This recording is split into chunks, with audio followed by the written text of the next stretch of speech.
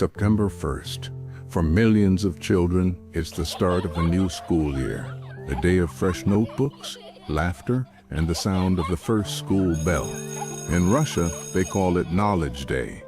But in 2004, in the small town of Beslan, this day became something else entirely. This week, as schools around the world open their doors, we tell this story in homage to the souls lost in Beslan's tragedy. To remember them, to never forget. You're telling me a back-to-school story that's actually a nightmare? Exactly.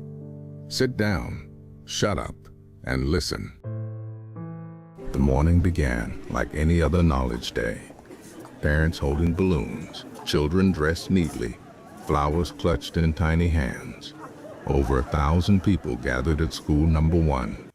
So like, just a regular happy school vibe? Yeah, until it wasn't. At 9:30 a.m., trucks screeched to a halt outside the school. 32 armed militants jumped out. Kalashnikovs, grenades, explosives. They fired shots into the air, herded children, teachers, and parents inside. Over 1,100 hostages. Bro, that's like the whole town. Shut your up. Jesus, I'm not even at the worst part yet. They crammed everyone into the gym, balloons still hanging from the ceiling. Bright banners saying Happy Knowledge Day. In minutes it transformed into a death trap. Explosives wired to walls, basketball hoops, windows, tripwires across the floor. If anyone tried to escape. So they turned a school gym into Saw? Exactly. But Saw never had 800 terrified children. The terrorists denied food and water.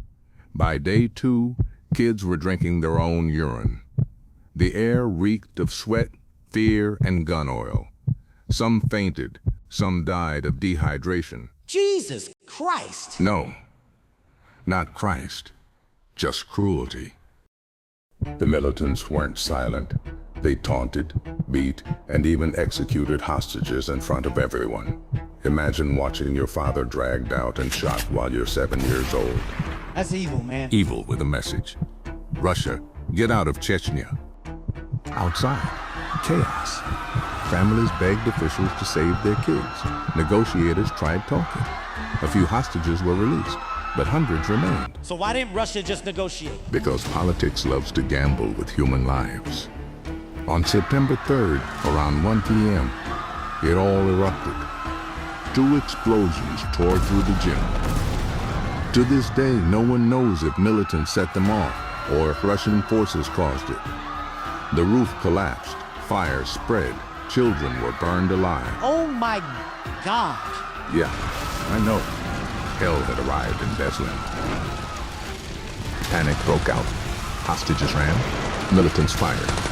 Russian special forces stormed in. Tanks, grenade launchers, even flamethrowers. Wait. Flamethrowers? Against a school?